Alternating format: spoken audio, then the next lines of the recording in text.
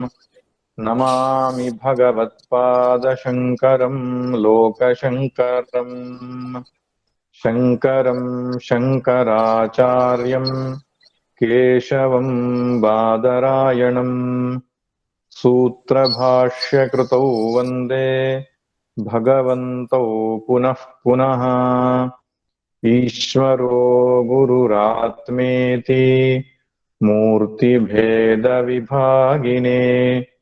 व्योमवद्व्याप्तदेहाय दक्षिणामूर्तये नमः। दक्षिणामूर्तये नमः। ॐ पार्थाय प्रतिबोधितां भगवता नारायणेन स्वयं व्यासेन ग्रथितां पुराणमुनिना मध्ये महाभारतम् अद्वैतामृतवर्षिणीं भगवतीम् अष्टादशाध्यायिनीम् अम्ब त्वामनुसन्दधामि भगवद्गीते भवद्वेषिणीम् भगवद्गीते भवद्वेषिणी।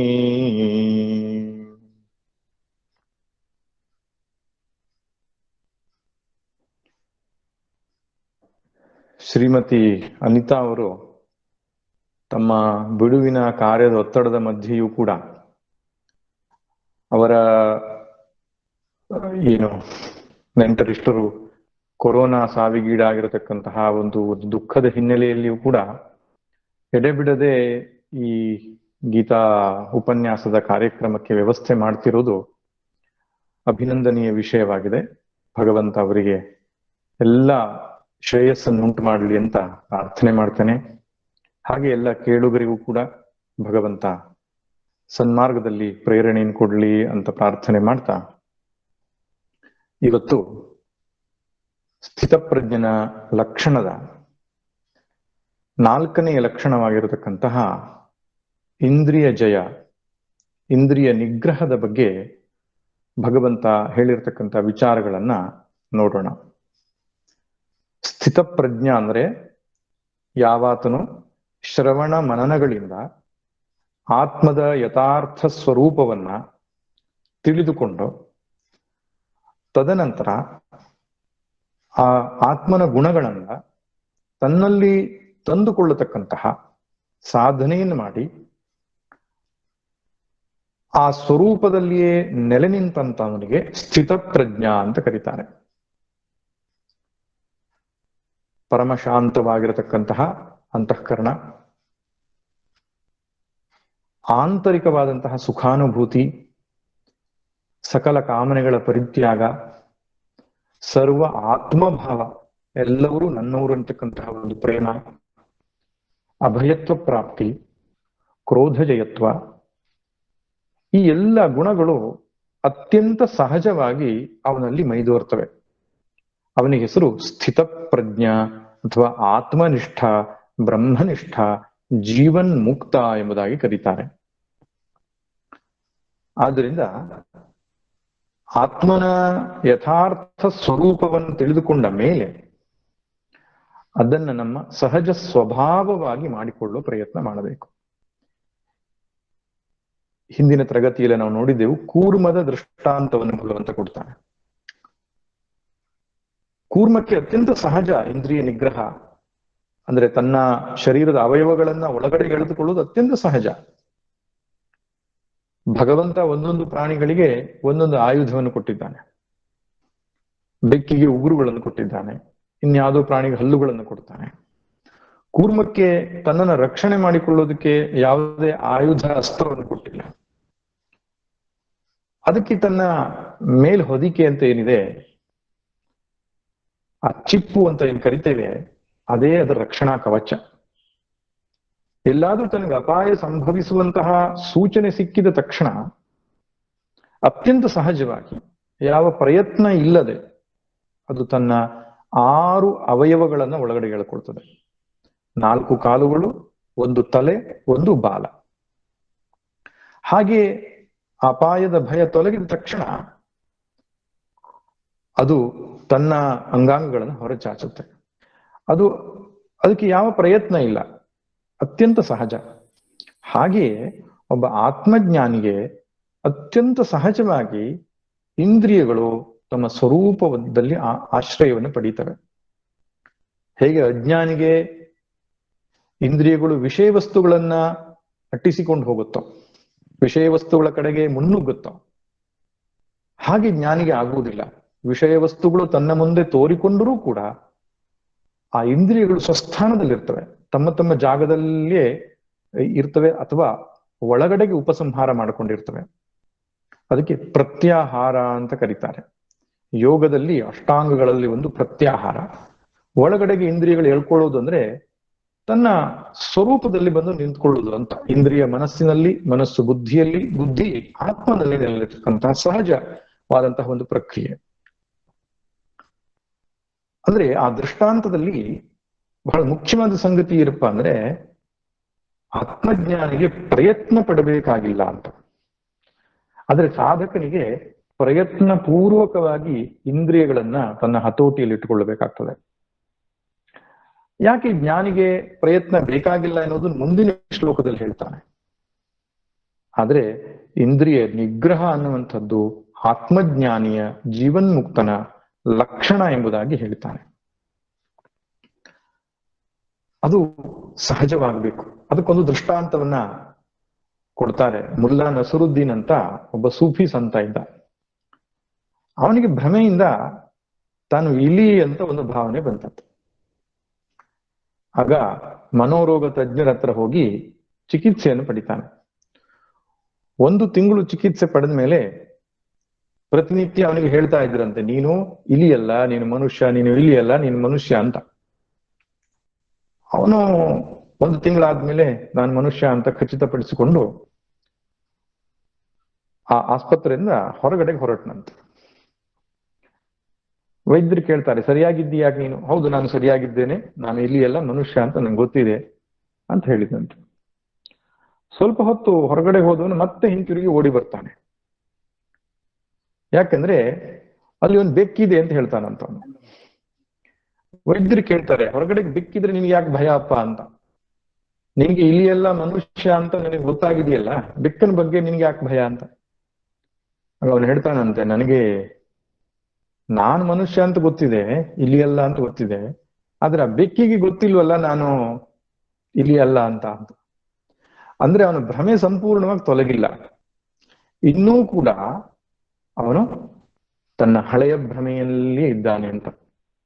ಅದಕ್ಕೆ ಜ್ಞಾನ ನಿಷ್ಠೆ ಅನ್ನುವಂಥದ್ದು ಅತ್ಯಂತ ಸಹಜವಾಗುವವರೆಗೂ ಕೂಡ ನಿಧಿಧ್ಯಾಸನ ಎನ್ನುವ ಸಾಧನೆಯನ್ನು ಮಾಡಬೇಕು. ಅದರಲ್ಲಿ ವಿಶೇಷವಾಗಿ ಇಂದ್ರಿಯ ನಿಗ್ರಹವನ್ನ ಮಾಡಬೇಕಾಗ್ತದೆ. ಅದಕ್ಕೆ ನಾವು ಪುರಾಣಗಳಲ್ಲಿ ನೋಡ್ತೇವೆ, ಮಂದರಾಚಲ ಬೆಟ್ಟವನ್ನ, ಕ್ಷೀರಸಾಗರವನ್ನ ಕಡಿಯುವಾಗ ಆ ಮಂದರ ಪರ್ವತವನ್ನೇ ಕಡೆಗೋಲಾಗಿ ಬಳಸಿದರಂತೆ, ವಾಸುಕಿಯನ್ನೇ ಹಗ್ಗವಾಗಿ ಬಳಸಿದರಂತೆ. ಕ್ಷೀರಸಾಗರವನ್ನ ದಾನವರು ದೇವತೆಗಳು ಸೇರಿ ಮಥನ ಮಾಡಿದರಂತೆ. ಆಗ ಆ ಮಂದರ ಪರ್ವತವು ನೆಲೆ ನಿಲ್ಲದಾಗಿ ಆ ಕಡೆ ಈ ಕಡೆಗೆ ಓಲಾಡುವುದ ಕಂಡು ಭಗವಂತನಲ್ಲಿ ಮೊರೆ ಹೊಕ್ಕಾಗ ಭಗವಂತನು ಕೂರ್ಮದ ರೂಪದಲ್ಲಿ ಅದಕ್ಕೆ ಆಶ್ರಯವನ್ನ ಕೊಟ್ಟ ಎಂಬುದಾಗಿ ಪುರಾಣಗಳಲ್ಲಿ ನಾವು ಕೇಳ್ತೇವೆ. ಯಾಕೆ ಕೂರ್ಮದ ರೂಪದಲ್ಲಿ ಆಶ್ರಯವನ್ನು ಕೊಟ್ಟ? ಬೇರೆ ಯಾವುದಾದ್ರೂ ಪ್ರಾಣಿಯ ರೂಪದಲ್ಲಿ ಅದಕ್ಕೆ ಆಧಾರವನ್ನು ಕೊಡಬಹುದಿತ್ತಲ್ಲ. ಇದು ಒಂದು ಪುರಾಣದ ಕಥೆಯೊಟ್ಟಿಗೆ ಒಂದು ಆಧ್ಯಾತ್ಮಿಕ ಸಂಕೇತವುಳ್ಳಂತಹ ಕಥೆಯಾಗಿದೆ. ಈ ಕ್ಷೀರಸಾಗರ ಅನ್ನುವಂಥದ್ದು ನಮ್ಮೆಲ್ಲರ ಅಂತಃಕರಣ, ನಮ್ಮ ಮನಸ್ಸು ಬುದ್ಧಿ. ಆ ಮನಸ್ಸು ಬುದ್ಧಿಯಲ್ಲಿ 2 ರೀತಿಯ ಆಲೋಚನೆಗಳು ನಿರಂತರ ಸಂಘರ್ಷವನ್ನು ಉಂಟು ಮಾಡ್ತಾ ಇರ್ತದೆ. ಒಂದು ದೈವಿ ವೃತ್ತಿ, ಇನ್ನೊಂದು ಆಸುರಿ ವೃತ್ತಿ. ಇನ್ನೊಬ್ಬರು ದೇವತೆಗಳು, ಇನ್ನೊಬ್ಬರು ದಾನವರು. ಅವರಿಬ್ಬರು ನಿರಂತರ ಸಂಘರ್ಷವನ್ನ ಮಾಡ್ತಾ ಇರ್ತಾರೆ. ಮತ್ತೆ ಆ ಆಸುರಿ ವೃತ್ತಿಯನ್ನು ಅದುಮಿ ದೈವಿ ವೃತ್ತಿಯೇ ಜಾಗೃತವಾಗುವುದಕ್ಕೋಸ್ಕರವಾಗಿ ಆ ಜೀವಾತ್ಮನು ಮಾಡತಕ್ಕಂಥ ಧ್ಯಾನ ಅನ್ನುವಂಥದ್ದೇ ಮಥನ. ಮಥನದಿಂದ, ಚಿಂತನೆಯಿಂದ ಹೇಗೆ ಆತ್ಮಜ್ಞಾನ ಅನ್ನುವಂಥದ್ದು ಬರ್ತದೋ, ಆತ್ಮ ಸುಖ ಅನ್ನುವಂಥದ್ದು ಬರ್ತದೋ, ಹಾಗೆ ಆತ್ಮ ವಿಚಾರವನ್ನ, ಕ್ಷೀರಸಾಗರವನ್ನ ಮಥನ ಮಾಡಿ ಕೊನೆಗೆ ಅಮೃತ ಅನ್ನುವಂಥದ್ದು ಪಡೆಯುವಂತಹ ಅಭಿಲಾಷೆಯಿಂದ ಮಾಡಿದ್ರು. ಇಲ್ಲಿ ಅಮೃತ ಅಂದ್ರೆ ಮೋಕ್ಷ.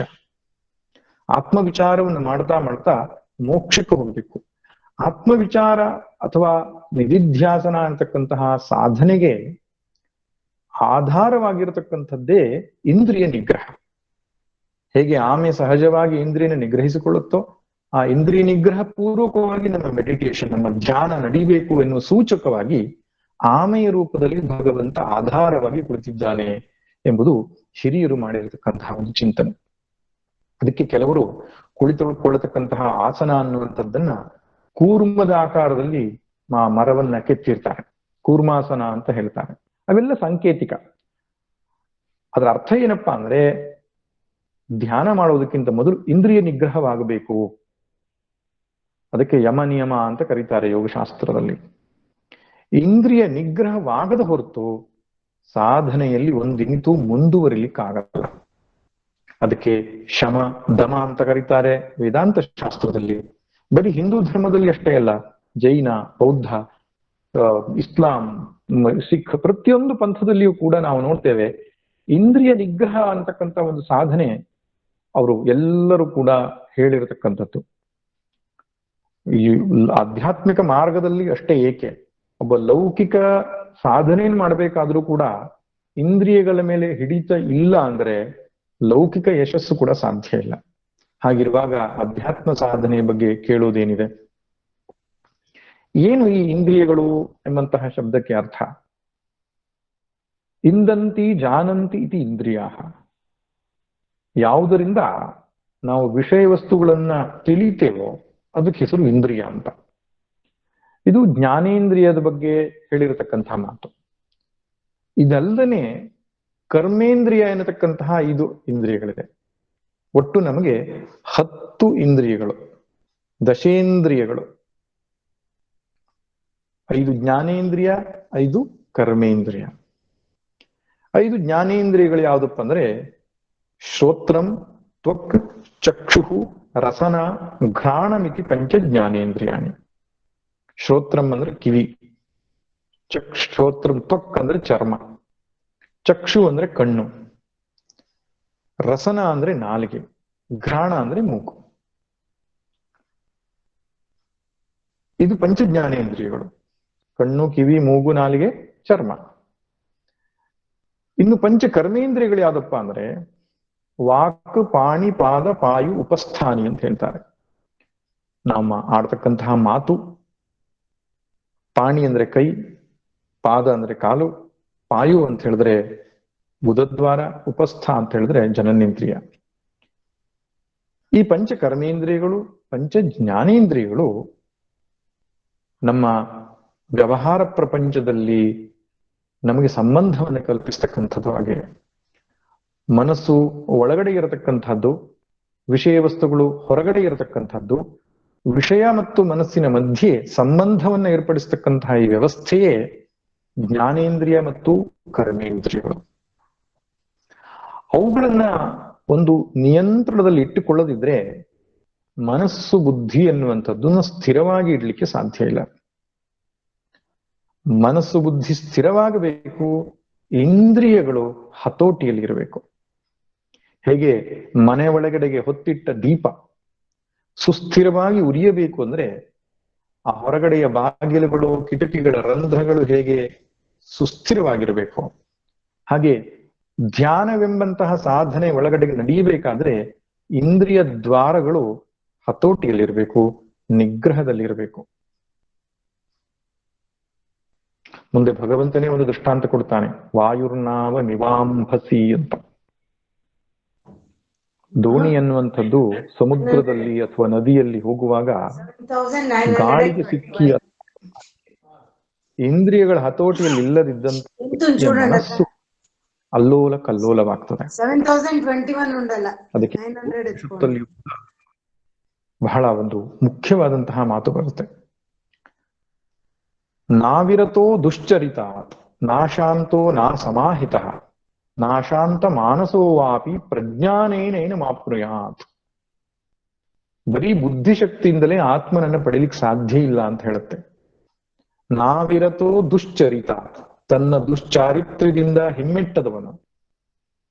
ನಾಶಾಂತ, ಯಾವನು ಇಂದ್ರಿಯಗಳಲ್ಲಿ ನಿಯಂತ್ರಣ ಇಲ್ಲವೋ. ನಾ ಸಮಾಹಿತ, ಬುದ್ಧಿಯಲ್ಲಿ ಪ್ರಶಾಂತತೆ ಇಲ್ಲವೋ. ನಾ ಶಾಂತ ಮಾನಸೋ ವಾಪಿ, ಮನಸ್ಸು ಯಾವನದು ಶಾಂತವಾಗಲಿಲ್ವೋ. ಚರಿತ್ರೆಯಲ್ಲಿ ಶಿಸ್ತಿಲ್ಲವೋ, ಚಾರಿತ್ರ್ಯದಲ್ಲಿ, ಶೀಲದಲ್ಲಿ, ನಡತೆಯಲ್ಲಿ ಶಿಸ್ತಿಲ್ಲವೋ, ಇಂದ್ರಿಯಗಳು ಹತೋಟಿಯಲ್ಲಿಲ್ಲವೋ, ಮನಸ್ಸು ಪ್ರಶಾಂತವಾಗಿಲ್ಲವೋ, ಬುದ್ಧಿ ಎನ್ನುವಂಥದ್ದು ಏಕಾಗ್ರವಾಗಿಲ್ಲವೋ, ಅಂಥವನು ನ ಪ್ರಜ್ಞಾನೇನೇನ ಮಾಪ್ರಯ, ಬರೀ ಏನು ಬುದ್ಧಿಯಿಂದ ವಿಚಾರದಿಂದ ಆತ್ಮನನ್ನು ಪಡೆದುಕೊಳ್ಳಿಕ್ಕೆ ಸಾಧ್ಯವಿಲ್ಲ ಅಂತ ಹೇಳುತ್ತೆ ಕಠೋಪನಿಷತ್ತು. ಅದೇ ಕಠೋಪನಿಷತ್ತಲ್ಲೇ ಬಹಳ ಪ್ರಸಿದ್ಧವಾದ ಒಂದು ಉಪಮೆ ಬರುತ್ತೆ, ರಥದ ಪರಿಕಲ್ಪನೆ. ಆತ್ಮಾನಂ ರಥಿನಂ ವಿದ್ಧಿ ಶರೀರಂ ರಥಮೇವತು ಬುದ್ಧಿಂತು ಸಾರಥಿಂ ವಿದ್ಧಿ ಮನಃ ಪ್ರಗ್ರಹಮೇವ ಚ ಇಂದ್ರಿಯಾಣಿ ಹಯಾನಾಹುಃ ವಿಷಯಾಸ್ತೇಷು ಗೋಚರಾನ್ ಆತ್ಮೇಂದ್ರಿಯವನೋ ಯುಕ್ತಂ ಭೋಕ್ತೇತ್ಯಾಹುರ್ಮನೀಷಿಣಃ. ಒಬ್ಬನ ರಥಯಾತ್ರೆ ಎನ್ನುವಂಥದ್ದು ಗಮ್ಯಸ್ಥಾನಕ್ಕೆ ಸುಗಮವಾಗಿ ತಲುಪಬೇಕಾದರೆ ಕುದುರೆಗಳು ವ್ಯವಸ್ಥಿತವಾಗಿರಬೇಕು, ರಥ ಗಟ್ಟಿಮುಟ್ಟಾಗಿರ್ಬೇಕು, ಸಾರಥಿಗೆ ಸಾರಥ್ಯ ಮಾಡುವಂತಹ ವಿವೇಕವಿರಬೇಕು, ಕಡಿವಾಣ ಅನ್ನುವಂಥದ್ದು ಸರಿಯಾಗಿರ್ಬೇಕು, ಮತ್ತೆ ರಸ್ತೆಯ ಬಗ್ಗೆ ಮಾಹಿತಿ ಇರಬೇಕು, ರಸ್ತೆ ಚೆನ್ನಾಗಿರ್ಬೇಕು.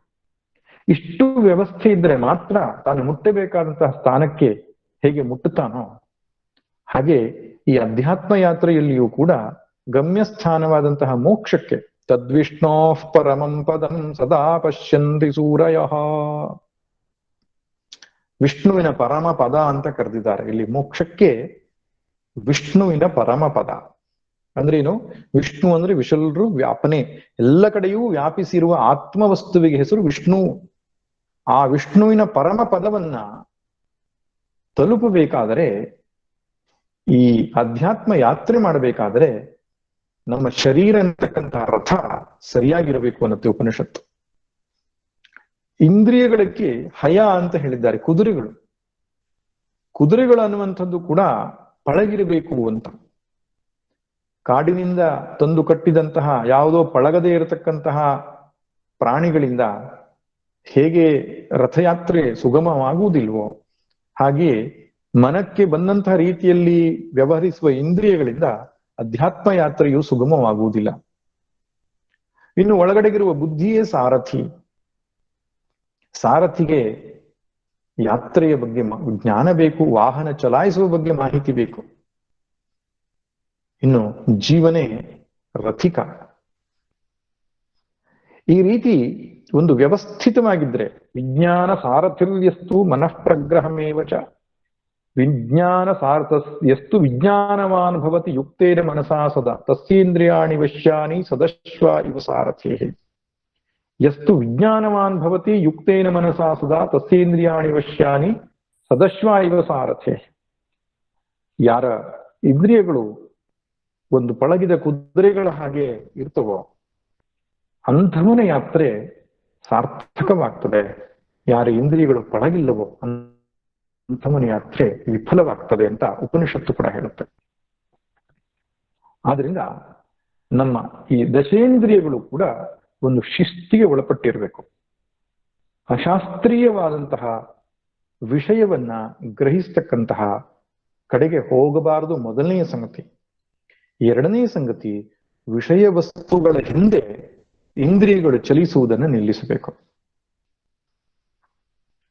ಉದಾಹರಣೆ ಕೊಡಬೇಕು ಅಂದ್ರೆ ಒಂದು ಸುಭಾಷಿತ ಬಹಳ ಚೆನ್ನಾಗಿ ಹೇಳ್ತಾರೆ. ಜಿಹ್ವೆ ಪ್ರಮಾಣಂ ಜಾನೀಹಿ ಭೋಜನೆ ಭಾಷಣೆ ತಥಾ ಅತೀವೋಕ್ತಿ ಅತೀವ ಭುಕ್ತಿ ಸದ್ಯ ಪ್ರಾಣಾಪಹಾರಿಣಿ ಅಂತ. ಒಬ್ಬನು ತನ್ನ ನಾಲಿಗೆಗೆ ಒಂದು ಸಂದೇಶವನ್ನ ಕೊಡ್ತಾನೆ. ಹೇ ನಾಲಿಗೆಯೇ, ನೀನು ಮಾಡುವ ಕೆಲಸದ ವಿಷಯದಲ್ಲಿ ಪ್ರಮಾಣ ತಿಳ್ಕೋ ಅಂತ. ಯಾಕಂದ್ರೆ ನೀನ್ ಎರಡು ಕೆಲಸ ಮಾಡ್ತೀಯ, ಒಂದು ಊಟ ಮಾಡ್ತೀಯ, ಇನ್ನೊಂದು ಮಾತಾಡ್ತೀಯ.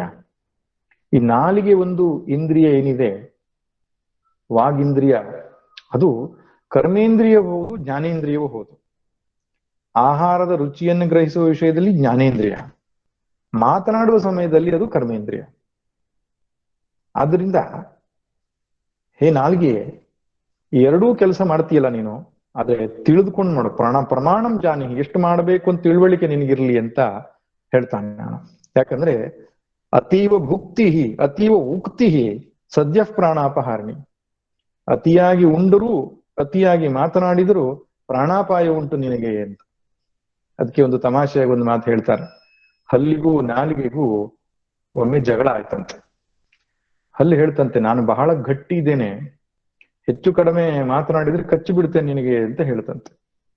ಆಗ ನಾಲಿಗೆ ಹೇಳ್ತಂತೆ, ನೀನು ತುಂಬಾ ಜನ ಇದ್ದೀರಿ, 34 ಜನ ಇದ್ದೀರಿ, ಗಟ್ಟಿ ಇದ್ದೀರಿ, ಎಷ್ಟೊತ್ತಿಗೂ ಕಚ್ಲಿಕ್ಕಾಗತ್ತೆ ಅಂತ ಜಂಬ ಕೊಚ್ಕೊಳ್ಬೇಡ. ನಾನು 4-6 ಜನ ಸೇರಿದಲ್ಲಿ ಏನಾದ್ರು ಎದ್ವಾ ಮಾತಾಡಿದ್ರೆ 34 ಜನ ಕೆಳಗೆ ಉದುರುತ್ತೀರಿ ಅಂತ ಹೇಳ್ತಂತೆ. ಅದ್ರ ನಾಲಿಗೆ ಅನ್ನುವಂಥದ್ದು ಸರಿಯಾಗಿ ಹಿಡಿತದಲ್ಲಿ ಇಲ್ಲ ಅಂದ್ರೆ ಜೀವನ ಅನ್ನುವಂಥದ್ದು ಎಷ್ಟು ದುಸ್ತರ.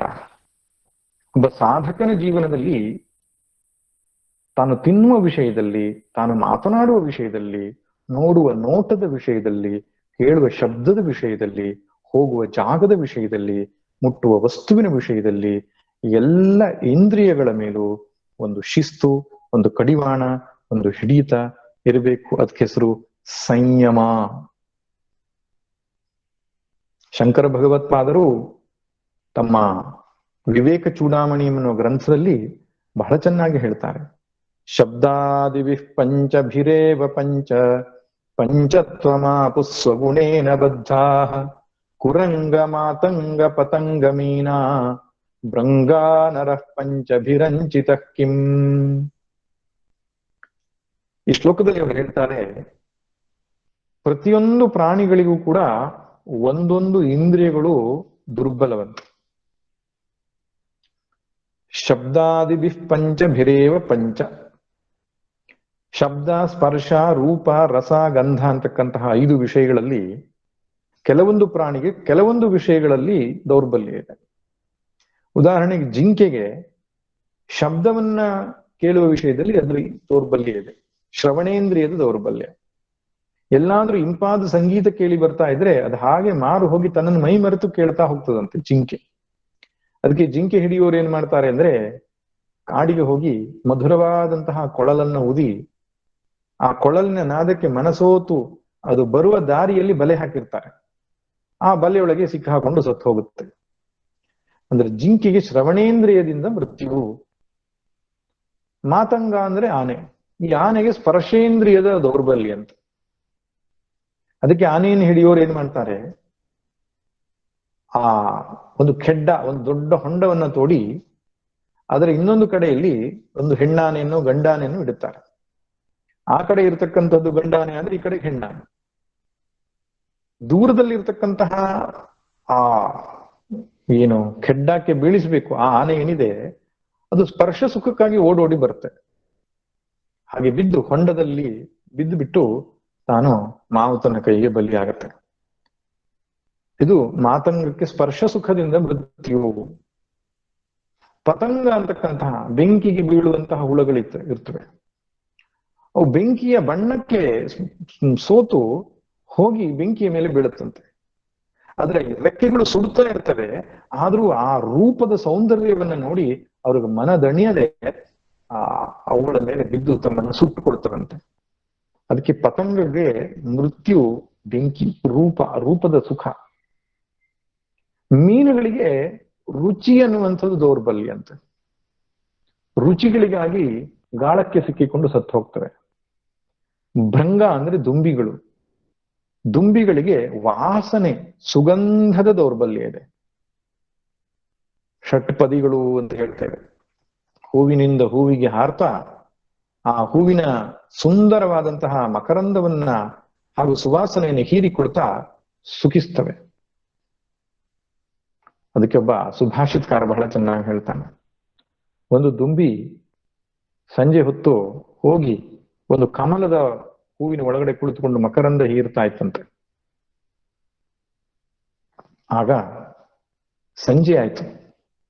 ಆ ಸಂಜೆಯ ಹೊತ್ತಿನಲ್ಲಿ ಕಮಲದ ದಳಗಳು ಮುಚ್ಚಿಕೊಳ್ತಾ ಬಂದು ದುಂಬಿ ಯೋಚನೆ ಮಾಡಿತ್ತಂತೆ, ಅಯ್ಯೋ ನಾನು ಒಳಗಡೆ ಸಿಕ್ಕಿ ಸತ್ತು ಹೋಗ್ತಾ ಇದ್ದೇನೆ, ಎಷ್ಟು ಬೇಗ ಬೆಳಗಾಗ್ತದೋ ನಾನು ಹೊರಟು ಹೋಗ್ತೇನೆ ಅಂತ ಹೇಳ್ತಾ ಇರುವಾಗ ಆ ಕೊಳಕ್ಕೆ ಬಂದಂತ ಆನೆಯೊಂದು ಆ ಕಮಲದ ಹೂವನ್ನ ಹೊಸಕ್ಕೆ ಹಾಕಿಬಿಡ್ತು. ದುಂಬಿ ಅಲ್ಲೇ ಸತ್ತು ಹೋಯ್ತು ಅಂತ. ಭಾಸ್ವಾನುದೇಶ್ವಸಿ ಹಸಿಷ್ಯತಿ ಪಂಕಜಶ್ರೀ ಇತ್ತಂ ವಿಚಿಂತಯತಿ ಕೋಶಗತೆ ದುರೇಖೆ ಹಾ ಹಂತ ಹಂತ ಗಜ ಉಜ್ಜಾರ ರಾತ್ರಿರ್ಗಮಿಷ್ಯತಿ ಭವಿಷ್ಯತಿ ಸುಪ್ರಭಾತಂ ಎಂಬುದಾಗಿ ಒಂದು ಸುಭಾಷಿತ ಇದೆ. ಈ ಪ್ರಕಾರವಾಗಿ ವಾಸನೆಗೆ, ಗಂಧದ ದೌರ್ಬಲ್ಯಕ್ಕೆ ಒಂದು ದುಂಬಿ ತನ್ನ ಬಲಿ ಕೆತ್ತುಕೊಳ್ಳುತ್ತದೆ. ಈ ಒಂದೊಂದು ಪ್ರಾಣಿಗಳಿಗೆ ಒಂದೊಂದು ಇಂದ್ರಿಯಗಳು ದೌರ್ಬಲ್ಯ. ಮನುಷ್ಯನಿಗಾದ್ರೆ 5 ಇಂದ್ರಿಯಗಳು ದುರ್ಬಲವಾಗಿದೆ. ಮನುಷ್ಯನ ಕಥೆ ಏನು ಅಂತ, ಪಂಚತ್ವ ಮಾಪು ಸ್ವಗುಣೇನ ಬದ್ಧಾಹ. ಪಂಚತ್ವ ಅಂದ್ರೆ ಮೃತ್ಯು. ಅದರಿಂದ ಮನುಷ್ಯನ ಮೃತ್ಯು ಆಗುವುದಕ್ಕೆ ತುಂಬಾ ಸುಲಭ. ಯಾಕಂದ್ರೆ ಇಂದ್ರಿಯಗಳು 5 ಇಂದ್ರಿಯಗಳು ದುರ್ಬಲವಾಗಿದೆ ಮನುಷ್ಯನಿಗೆ. ನಾವು ರಾಮಾಯಣದಲ್ಲಿಯೂ ನೋಡ್ತೇವೆ, ಸೀತಾಮಾತೆಯಂತಹ ಒಂದು ಕಗ್ಗದಲ್ಲಿ ಹೇಳ್ತಾರಲ್ಲ, ಧಾರುಣಿಯ ಸುತೆಯವಲು ದೃಢ ಮನಸ್ಕರದಾರು ಮಾರೀಚ ಹರಿಣ ಒಡ್ಡಾಡಲೇನಾಯ್ತು ವಾರಿಧಿಯೊಳಡಗಿ ನಿದ್ರಿಪ ಬಾಡವ ತೃಷ್ಣೆ ಆರದನು ಕೆರಳಿಪರು ಮಂಕುತಿಮ್ಮ. ಧಾರುಣಿಯ ಸುತೆಯವಲು ದೃಢ ಮನಸ್ಕರದಾರು. ದಾರುಣಿಯ ಮಗಳು ಸೀತೆ, ಭೂಮಿಯ ಮಾತು. ಭೂಮಿಗೆ ನಾವು ಕ್ಷಮೆಯಾ ಧರಿತ್ರಿ ಅಂತ ಹೇಳ್ತೇವೆ. ಸಹನೆಗೆ ಭೂಮಿಯೇ ದೃಷ್ಟಾಂತವಂತೆ. ಅಂತಹ ಸಹನೆ, ಕ್ಷಮೆ, ಇದೆಲ್ಲ ಗುಣಗಳನ್ನು ಹೊಂದಿರತಕ್ಕಂತಹ ಸೀತಾಮಾತೆ, ಅವಳಷ್ಟು ಹೃದಯ ಗಟ್ಟಿ ಯಾರ್ದಿರ್ಲಿಕ್ಕೆ ಸಾಧ್ಯ? ಮಾರೀಚ ಹರಿಣ ಅಡ್ಡಾಡಲೇನಾಯ್ತು? ಮಾರೀಚ ಹರಿಣದ ರೂಪದಲ್ಲಿ, ಜಿಂಕೆ ರೂಪದಲ್ಲಿ ಬಂದು ಅಡ್ಡಾಡುವಾಗ ಏನಾಯ್ತು? ಸೀತಾದೇವಿ ರಾಮನ ಪಕ್ಕದಲ್ಲೇ ಕುಳಿತುಕೊಂಡಿದ್ರು.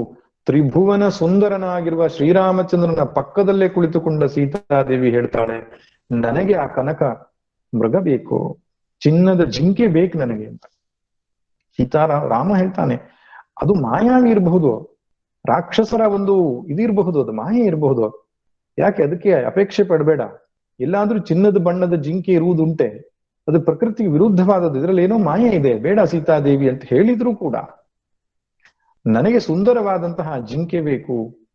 ರೂಪಕ್ಕೆ ಸೀತಾದೇವಿ ಅಂತಹವಳೇ ಬಲಿಯಾಗಬೇಕಾದ್ರೆ DVG ಹೇಳ್ತಾರೆ, ಧಾರಣಿಯ ಸುತಿಯವಲು ದೃಢ ಮನಸ್ಕರದಾರು ವಾರುಧಿಯೊಳಡಗಿ ನಿದ್ರಿಪ ಪಾಡವ ತೃಷ್ಣೆ.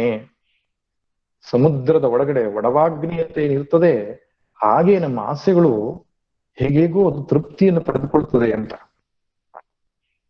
ರೂಪದ ವಿಷಯದಲ್ಲಿ ಸೀತಾದೇವಿಗೆ ಆಸೆ ಉಂಟಾಯಿತು, ಶ್ರೀರಾಮನಿಂದ ವಿರಹವಾಯಿತು. ಮತ್ತೊಂದು ಕಗ್ಗದಲ್ಲಿ DVG ಹೇಳ್ತಾರೆ, ಕನಕ ಜಯ ದರುಶನ ದಿನಾಯ್ತು ರಾವಣ ಚಪಲ. ಕನಕ ಜಯ ದರುಶನ ದಿನಾಯ್ತು ರಾವಣ ಚಪಲ. ಜನಕ ಜಯ ದರುಶನ ದಿನಾಯ್ತು, ಜನಕ ಜಯ ದರುಶನ ದಿನಾಯ್ತು ರಾವಣ ಚಪಲ. ಕನಕ ಮೃಗ ದರುಶನದೆ ಜಾನಕಿಯ ಚಪಲ. ಜನವವನ ನಿಂದಿಪುದು ಕನಿಕರಿಪುದಿಕೆಯಲಿ ಮನದ ಬಗೆ ಅಗಿ ಅರಿಯದದು ಮಂಕುತಿಮ್ಮ. ಸೀತಾದೇವಿಗೆ ಈ ಕನಕ ಮೃಗದಿಂದ ಏನು ಮನಸ್ಸು ಚಂಚಲವಾಯಿತು, ರಾವಣನಿಗೆ ಸೀತಾದೇವಿಯಿಂದಾಗಿ ಮನಸ್ಸು ಚಂಚಲವಾಯಿತು. ಜನ ರಾವಣನನ್ನು ನಿಂದಿಸ್ತಾರೆ, ಸೀತಾದೇವಿ ಬಗ್ಗೆ ಏನು ಹೇಳಲ್ಲ, ಆದ್ರೆ ಎಲ್ಲರ ಮನಸ್ಸು ಕೆಲಸ ಮಾಡೋ ರೀತಿ ಹಾಗೆ ಅಂತ ಹೇಳ್ತಾರೆ DVG. ಅಂದ್ರೆ ಮನಸ್ಸಿನ ಸ್ವಭಾವ ಇಂದ್ರಿಯ ಸುಖವನ್ನ ಅಪೇಕ್ಷಿಸ್ತಕ್ಕಂಥದ್ದು, ಇಂದ್ರಿಯಗಳ ಹಿಂದೆ ಓಡತಕ್ಕಂಥದ್ದು. ಪರಾಂಚಿಖಾನಿ ವ್ಯತೃಣತ್ವಯಂಭೂ ತಸ್ಮಾತ್ ಪರಾಂಗ್ ಪಶ್ಯತಿ ನಾಂತರಾತ್ಮನ್. ಹುಟ್ಟಿನಿಂದ ಸಾಯುವ ತನಕ ಇಂದ್ರಿಯಗಳ ಹಿಂದೆ ಓಡುವುದೇ ನಮ್ಮ ಕೆಲಸ.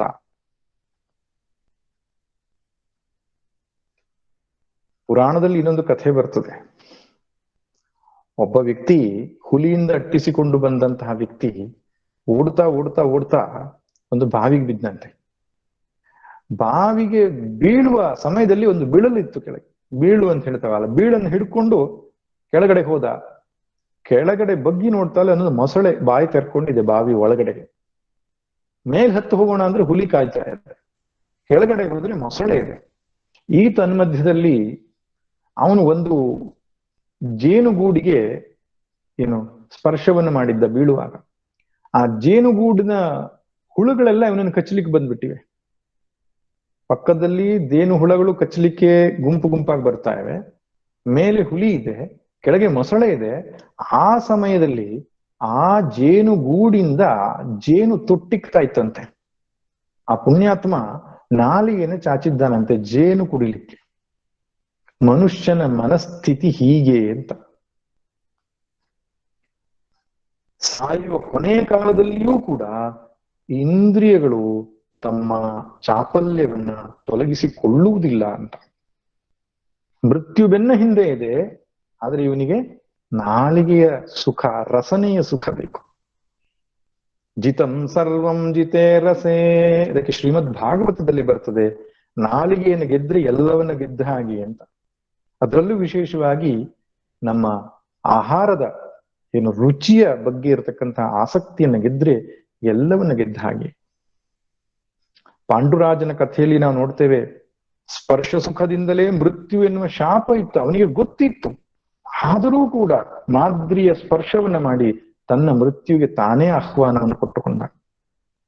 ಹೀಗಿರ್ತದೆ ಇಂದ್ರಿಯಗಳ ಒಂದು ಸಾಮರ್ಥ್ಯ. ಆ ಇಂದ್ರಿಯಗಳನ್ನ ನಮ್ಮ ಹತೋಟಿಯಲ್ಲಿ ಇಟ್ಟುಕೊಳ್ಳತಕ್ಕಂತಹ ಒಂದು ವ್ಯವಸ್ಥೆ ಏನಿದೆ, ಅದಕ್ಕೆ ಸಾಧನೆ ಅಂತ ಹೇಳೋದು. ದಮ ಎಂಬುದಾಗಿ ಹೇಳ್ತಾರೆ. ಮಕ್ಕಳು ಚಿಕ್ಕವರು ಇರುವಾಗಲಿಂದಲೇ ಅದನ್ನ ಅಭ್ಯಾಸ ಮಾಡಿಸ್ಬೇಕಂತೆ. ಏನು? ಬೆಳಿಗ್ಗೆ ಮುಂಚೆ ಸೂರ್ಯೋದಯಕ್ಕಿಂತ ಮುಂಚೆ ಏಳುವುದು, ಒಂದು ಕಡೆಗೆ ಸ್ಥಿರವಾಗಿ ಕುಳಿತುಕೊಳ್ಳುವುದು,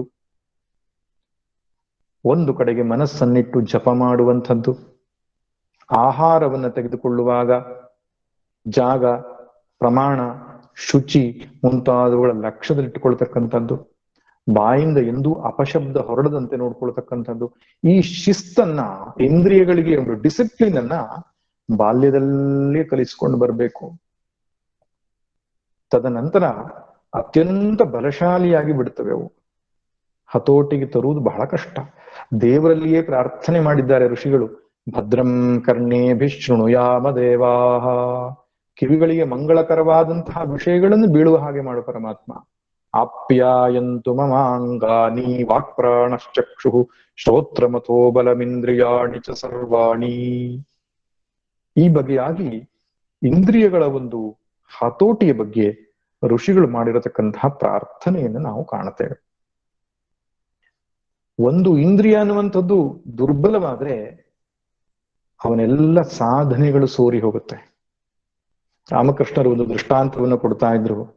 ತುಂಬಿದಂತಹ ಪಾತ್ರೆಗೆ ಒಂದು ಸಣ್ಣ ರಂಧ್ರ ಸಾಕು, ಬೆಳಗಾಗುವುದರೊಳಗೆ ನೀರೆಲ್ಲ ಅದರೊಳಗೆ ಇಳಿದು ಹೋಗ್ತದೆ ಅಂತ. ದೃಶ್ಯ ಸುಖದ ಹಿಂದೆ ಓಡುವಂಥದ್ದು, ಶಬ್ದದ ಹಿಂದೆ ಓಡುವಂಥದ್ದು, ಘ್ರಾಣದ ಸುಖದ ಹಿಂದೆ ಓಡುವುದು, ಯಾವುದೋ ಇಂದ್ರಿಯ ಆಸಕ್ತಿ ನಮ್ಮ ಸರ್ವ ಸಾಧನೆಯನ್ನ ನಾಶ ಮಾಡಿ ಬಿಡುತ್ತೆ. ಇಂದ್ರಿಯಗಳಿಗೆ ಒಂದು ಶಿಸ್ತು ಇಡಬೇಕು. ಕಣ್ಣು ಯಾವುದನ್ನ ನೋಡಬೇಕು ಅದನ್ನೇ ನೋಡಬೇಕು, ನೋಡಬಾರದನ್ನ ನೋಡಕೂಡದು. ಕಿವಿ ಎನ್ನುವಂಥದ್ದು ಪರಾಪವಾದವನ್ನ, ಪರನಿಂದೆಯನ್ನ, ಗ್ರಾಮ್ಯ ಸಂಗೀತವನ್ನ ಕೇಳಕೂಡದು. ನಾಲಿಗೆ ಮಾತನಾಡುವ ವಿಷಯ ಹಾಗೂ ಆಹಾರದ ವಿಷಯ ಎಲ್ಲದರಲ್ಲಿ ಒಂದು ಶಿಸ್ತು, ನಿಯಮವನ್ನ ಇಟ್ಟುಕೊಳ್ಳಬೇಕು. ಇನ್ನು ಜನನೇಂದ್ರಿಯ, ಬುಧೇಂದ್ರಿಯ, ಕಾಲು, ಕೈ ಎಲ್ಲವೂ ಕೂಡ ಒಂದು ಶಿಸ್ತಿಗೆ ಒಳಪಟ್ಟರೆ ಮಾತ್ರ ಲೌಕಿಕ ಜೀವನದಲ್ಲೂ ಯಶಸ್ಸು. ಅಧ್ಯಾತ್ಮ ಸಾಧನೆಯಲ್ಲಿ ತೀರಾ ಅವಶ್ಯಕತೆ ಇರತಕ್ಕಂಥ ಸಂಗತಿ. ಅದಕ್ಕೆ ಕುಲಶೇಖರ ಆಳ್ವಾರರು ಅಂತ ಮುಕುಂದಮಾಲ ಎನ್ನುವ ಗ್ರಂಥದಲ್ಲಿ ಹೇಳ್ತಾರೆ. ತನ್ನ ಮನಸ್ಸಿಗೆ ಅವರೇ ಹೇಳಿಕೊಂಡಂತ ಮಾತು, ಹೇ ಮನಸ್ಸೇ, ಮಾದ್ರಾಕ್ಷಂ ಕ್ಷೀಣ ಪುಣ್ಯಾನ್ ಕ್ಷಣಮಪಿ ಭವತೋ ಭಕ್ತಿಹೀನಾನ್ ಪದಾಬ್ಜೆ ಮಾ ಶ್ರೌಷಂ ಶ್ರಾವ್ಯ ಬಂಧಂ ತವ ಚರಿತಮಪಾಸ್ಯಾನ್ಯದಾಖ್ಯಾನ ಜಾತಂ ಮಾ ಸ್ಮಾರ್ಷಂ ಮಾಧವತ್ವಾಮಪಿ ಭುವನಪತೆ ಚೇತಸಾ ಪನ್ನುವಾನಾನ್ ಮಾ ಭೂವಂ ತ್ವತ್ಸಪರ್ಯಾ ವ್ಯತಿಕರರಹಿತೋ ಜನ್ಮ ಜನ್ಮಾಂತರೇತಿ. ಹೇ ಕಣ್ಣೆ ರುದ್ರಾಕ್ಷಂ ಕ್ಷೀಣ ಪುಣ್ಯ, ಯಾವನು ಕ್ಷೀಣ ಪುಣ್ಯನಾಗಿದ್ದಾನೋ, ಯಾವನು ಪಾಪಿಷ್ಠನಾಗಿದ್ದಾನೋ, ಯಾವನು ಪರಮಲೌಕಿಕನಾಗಿದ್ದಾನೋ ಅವರ ಕಡೆಗೆ ನೋಡಬೇಡ. ಯಾವನಿಗೆ ನಿನ್ನಲ್ಲಿ ಭಕ್ತಿ ಇಲ್ಲವೋ, ಪರಮಾತ್ಮನಲ್ಲಿ ಭಕ್ತಿ ಇಲ್ಲವೋ ಅಂಥವರ ಸಂಗ ಮಾಡಬೇಡ. ಮಾಶ್ರೌಷಂ ಶ್ರಾವ್ಯ ಬಂಧಂ, ಕಿವಿಗೆ ಇಂಪಾಗತಕ್ಕಂತಹ ಗ್ರಾಮ್ಯ ವಿಷಯಗಳನ್ನ, ಗ್ರಾಮ್ಯ ಸಂಗೀತಗಳನ್ನ, ಅಪಶಬ್ದಗಳನ್ನ, ಪರನಿಂದೆಗಳನ್ನ ಹೇ ಕಿವಿಯೇ ನೀನು ಕೇಳಬೇಡ. ಮಾ ಸ್ಮಾರ್ಷಂ ಮಾಧವತ್ವಮಪಿ ಭುವನಪತೆ ಚೇತಸಾ ಪನ್ಹುವಾನಾನ್, ಭಗವಂತನನ್ನ ಬಿಟ್ಟು ಹೇ ಮನಸ್ಸೆ ಬೇರೆ ವಿಷಯ ವಸ್ತುಗಳನ್ನು ಚಿಂತಿಸಬೇಡ. ಹೇ ಕೈಗಳೇ ಭಗವಂತನ ಪೂಜೆಗೆ ಹೊರತಾಗಿ ಇನ್ನು ಬೇರೆಯನ್ನು ಮಾಡಬೇಡಿ ಎಂಬುದಾಗಿ ಒಂದು ನಕಾರಾತ್ಮಕವಾದ ಸಂದೇಶವನ್ನ ಕೊಟ್ಟು ಸಕಾರಾತ್ಮಕವಾದ ಸಂದೇಶವನ್ನ ಕೂಡ ಇಂದ್ರಿಯಗಳಿಗೆ ಕೊಡ್ತಾರೆ. ಜಿಹ್ವೇ ಕೀರ್ತಯ ಕೇಶವಂ ಮುರರಿಪಂ ಚೇತೋ ಭಜ ಶ್ರೀಧರಂ ಪಾಣಿದ್ವಂದ್ವ ಸಮರ್ಚಯಾಚ್ಯುತ ಕಥಾ ಶ್ರೋತ್ರದ್ವಯತ್ವಂ ಶೃಣು ಕೃಷ್ಣಂ ಲೋಕಯ ಲೋಚನದ್ವಯ ಹರೇಃ ಗಚ್ಛಾಂಗ್ರಿ ಯುಗ್ಮಾಲಯಂ ಜಿಘ್ರಘ್ರಾಣ ಮುಕುಂದ ಪಾದ ತುಳಸೀಂ ಮೂರ್ಧನ್ನ ಮಾಧೋಕ್ಷಜಂ. ಜಿಹ್ವೇ ಕೀರ್ತಯ ಕೇಶವಂ, ಮಾತನಾಡದೇ ಇರುವುದು ಇಂದ್ರಿಯ ನಿಗ್ರಹ ಅಲ್ಲ, ನೆನಪಿರ್ಲಿ. ಏನೂ ಮಾತನಾಡದೆ ಮೌನವಾಗಿ ಕುಳಿತುಕೊಂಡಿದ್ದಾನೆ ಅಷ್ಟರ ಮಾತ್ರಕ್ಕೆ ಇಂದ್ರಿಯ ಜಯತ್ವ ಬಂದಿದೆ ಅಂತಲ್ಲ. ಆ ಮಾತನ್ನ ಸತ್ಕಾರ್ಯಕ್ಕಾಗಿ, ತನ್ನ ಅಧ್ಯಾತ್ಮ ಪ್ರಗತಿಗಾಗಿಯೋ ಅಥವಾ ಇನ್ನೊಬ್ಬರ ಅಧ್ಯಾತ್ಮ ಪ್ರಗತಿಗಾಗಿಯೋ ಅದನ್ನ ಬಳಸಿದ್ರೆ ಅದು ಸಾರ್ಥಕ. ಅದಕ್ಕೆ ಅವರು ಹೇಳ್ತಾರೆ ಜಿಹ್ವೇ ಕೀರ್ತಯ ಕೇಶವಂ, ಭಗವಂತನ ಕೀರ್ತನೆಗಾಗಿ ಅದನ್ನು ಬಳಸಿದರೆ ಅದು ಶ್ರೇಯಸ್ಕರ. ಆಚಾರವಿಲ್ಲದ ನಾಲಿಗೆ ನಿನ್ನ ನೀಚ ಬುದ್ಧಿಯ ಬಿಡು ನಾಲಗೆ, ದಾಸರು ಕೂಡ ಅದನ್ನು ಹೇಳಿದ್ದಾರೆ. ಇನ್ನು ಪಾಣಿದ್ವಂದ್ವ ಸಮರ್ಚಯಾಚ್ಯುತ ಕಥಾ ಶ್ರೋತ್ರದ್ವಯಂ ತ್ವಂ ಶೃಣು, ಕೈಗಳು ಸಾರ್ಥಕವಾಗಬೇಕಾದ್ರೆ ಭಗವಂತನ ಪೂಜೆ ಮಾಡಬೇಕು ಅಥವಾ ಪೂಜಾ ದೃಷ್ಟಿಯಿಂದ ಕರ್ಮ ಮಾಡಬೇಕು. ಕರ್ಮ ಯೋಗವನ್ನು ಮಾಡಿದ್ರೆ ಆ ಕೈಗಳು ಸಾರ್ಥಕವಾಗ್ತವೆ. ಇನ್ನು ಕಿವಿಗಳು ಸಾರ್ಥಕವಾಗಬೇಕಾದ್ರೆ ಅಚ್ಯುತ ಕಥಾ, ಸತ್ಸಂಗವನ್ನು ಶ್ರವಣ ಮಾಡಬೇಕು. ಕಿವಿಗಳು ಇರೋದೇ ಶ್ರವಣ ಮಾಡ್ಲಿಕ್ಕೆ, ಕಿವಿ ಮುಚ್ಚಿಕೊಂಡು ಬದುಕಲಿಕ್ಕೆ ಆಗುವುದಿಲ್ಲ, ಮುಚ್ಚಿಕೊಳ್ಳಬೇಕಾದ ಅವಶ್ಯಕತೆಯೂ ಇಲ್ಲ. ಭಗವದ್ಗೀತೆಯಲ್ಲಿಯೇ ಅರತಿರ್ ಜನಸಂಸದಿಹಿ ಎನ್ನುವ ವಾಕ್ಯಕ್ಕೆ ಶಂಕರ ಭಗವತ್ಪಾದರ ಭಾಷ್ಯವನ್ನು ಬರೆಯುವಾಗ ಜನಸಂಪರ್ಕದಿಂದ ದೂರ ಇರ್ತಾನೆ ಅಂತ ಒಂದು ಅರ್ಥ, ಇನ್ನೊಂದು ಅರ್ಥ ಒಳ್ಳೆಯ ವಿಚಾರದ ಸಂಪರ್ಕದಲ್ಲಿ ಇರ್ತಾನೆ, ಅಂದ್ರೆ ಸಾಧಕರ ಸಂಬಂಧದಲ್ಲಿ ಇರ್ತಾನೆ ಎಂಬ ಅರ್ಥವನ್ನು ಮಾಡಬಹುದು ಅಂತ ಹೇಳ್ತಾರೆ. ಹಾಗೆ ಭಗವಂತ ಕಿವಿ ಕೊಟ್ಟಿದ್ದು ಕೇಳಲಿ ಅಂತ, ಅದನ್ನ ನಮ್ಮ ಮನಸ್ಸನ್ನ ಕದಡತಕ್ಕಂತಹ ಸಾಧನಾ ಮಾರ್ಗದಿಂದ ನಮ್ಮನ್ನ ವಿಮುಖರಾಗಿರತಕ್ಕಂತಹ ವಿಚಾರಗಳು ಕಿವಿಯ ಮೇಲೆ ಬಿದ್ದರೆ ಅದು ಅಪಾಯ. ಅದೇ ಭಗವದ್ ವಿಚಾರಗಳು, ಸತ್ಸಂಗಗಳನ್ನು ಮತ್ತೆ ಮತ್ತೆ ಮತ್ತೆ ಮಾಡಬೇಕು ನಾವು. ಶ್ರೋತ್ರದ್ವಯಂ ತ್ವಂ ಶೃಣು, ಭಗವಂತನ ಕಥೆ ಕೇಳಲಿ ನನ್ನ ಕಿವಿಗಳು ಅಂತ ಹೇಳ್ತಾರೆ ಕುಲಶೇಖರ ಆಳ್ವಾರ್. ಕೃಷ್ಣಂ ಲೋಕಯ ಲೋಚನದ್ವಯ ಹರೇಹೇ, ಕಣ್ಣು ಭಗವಂತನ ವಿಚಾರವನ್ನ, ಭಗವಂತನ ರೂಪವನ್ನು ನೋಡ್ಲಿ, ಭಗವತ್ ಸಂಬಂಧಿಯಾದ ಗ್ರಂಥವನ್ನು ಓದಲಿ, ಭಗವದ್ ವಿಚಾರವನ್ನ ಮಾಡತಕ್ಕಂತಹ ವ್ಯಕ್ತಿಗಳನ್ನ ನೋಡ್ಲಿ, ಸಾತ್ವಿಕರನ್ನ, ಸತ್ಸಂಗವನ್ನ ಅದು ಹೊಂದಲಿ ಎಂಬುದಾಗಿ ಕಣ್ಣಿಗೆ ಸಂದೇಶವನ್ನು ಕೊಡ್ತಾರೆ. ಗಚ್ಚಾಂಗ್ರಿ ಯುಗ್ಮಾಲಯಂ, ಕಾಲುಗಳು ಭಗವತ್ ಕಾರ್ಯಕ್ಕಾಗಿ ಸಂಚರಿಸಲಿ. ಜಿಗ್ರಘ್ರಾಣ ಮುಕುಂದ ಪಾದ ತುಳಸೀಂ, ಮೂಗು ಅನ್ನುವಂಥದ್ದು ಭಗವಂತನ ಪಾದ ತುಳಸಿಯನ್ನ ಆಘ್ರಾಣಿಸಲಿ. ಮೂರ್ಧನ್ನ ಮಾಧೋಕ್ಷಜಂ, ಭಗವಂತನಿಗೆ ಹಣೆ ಹಚ್ಚಿ ನಮಸ್ಕಾರ ಮಾಡಲಿ ನನ್ನ ತಲೆಗಳು ಎಂಬುದಾಗಿ ಹೇಳ್ತಾರೆ. ಹೀಗೆ ಸಾಧಕರು, ಮಹಾತ್ಮರು ಪದೇ ಪದೇ ತಮ್ಮ ಇಂದ್ರಿಯಗಳನ್ನ ಒಂದು ಶಿಸ್ತಿಗೆ ಒಳಪಡಿಸ್ತಕ್ಕಂತಹ ಒಂದು ಪ್ರಯತ್ನವನ್ನ ಮಾಡಿದ್ದಾರೆ. ಇಲ್ಲಿಯೂ ಕೂಡ ಭಗವಂತ ಆ ಇಂದ್ರಿಯಗಳ ಶಿಸ್ತು, ಇಂದ್ರಿಯಗಳ ಸಂಯಮದ ಬಗ್ಗೆ ದೃಷ್ಟಾಂತವನ್ನು ಕೊಡ್ತಾ ಹೇಳ್ತಾ ಇದ್ದಾನೆ. ಯದಾ ಸಂಹರತೆ ಚಾಯಂ ಕೂರ್ಮೋಂಗಾನೀವ ಸರ್ವಶಃ ಇಂದ್ರಿಯಾಣೀಂದ್ರಿಯಾರ್ಥೇಭ್ಯಸ್ತಸ್ಯ ಪ್ರಜ್ಞಾ ಪ್ರತಿಷ್ಠಿತಾ. ಹೇಗೆ ಕೂರ್ಮ ಇಂದ್ರಿಯಗಳನ್ನ ಸಹಜವಾಗಿ ತನ್ನೊಳಗಡೆ ಎಳ್ಕೊಳ್ತದ, ಹಾಗೆಯೇ ಸಾಧಕನಾದವನು ವಿಷಯ ವಸ್ತುಗಳಿಂದ ತನ್ನ ಇಂದ್ರಿಯಗಳನ್ನ ಒಳಗಡೆ ಎಳ್ಕೊಳ್ಬೇಕು. ಆದ್ರೆ ಜೀವನ್ಮುಕ್ತನಿಗೆ ಅದು ಅತ್ಯಂತ ಸಹಜವಾಗಿ ಘಟಿಸುತ್ತದೆ. ಯಾರ ಇಂದ್ರಿಯಗಳು ತನ್ನ ವಶದಲ್ಲಿದೆಯೋ ಅವನ ಪ್ರಜ್ಞೆ ಪ್ರತಿಷ್ಠಿತವಾಗಿದೆ, ಅವನು ಸ್ಥಿತ ಪ್ರಜ್ಞ, ಜೀವನ್ಮುಕ್ತ. ಇನ್ನು ಇದನ್ನು ಸಾಧಿಸುವುದು ಹೇಗೆ, ಅದರ ಬಗ್ಗೆ ಇರತಕ್ಕಂಥ ಒಂದು ವಿಶ್ಲೇಷಣೆ ಮುಂದಿನ 3 ಶ್ಲೋಕದಲ್ಲಿ ಭಗವಂತ ಮಾಡ್ತಾನೆ.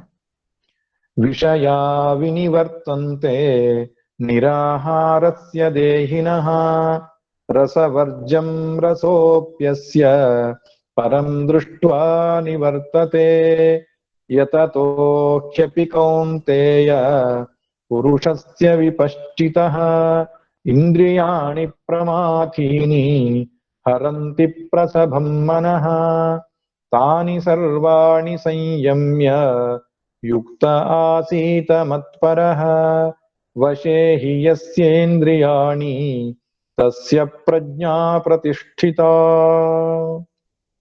ಇಲ್ಲಿಯ ತನಕ ಆ ಇಂದ್ರಿಯಗಳನ್ನ ನಿಯಂತ್ರಣದಲ್ಲಿಟ್ಟುಕೊಳ್ಳುವ ಬಗೆ ಹೇಗೆ, ಅದು ಪೂರ್ಣವಾಗಿ ನಿಯಂತ್ರಣ ಬರುವುದು ಯಾವಾಗ ಮುಂತಾದ ವಿಷಯವನ್ನ ಚರ್ಚೆ ಮಾಡಿದ್ದಾನೆ ಮುಂದಿನ ಶ್ಲೋಕದಲ್ಲಿ.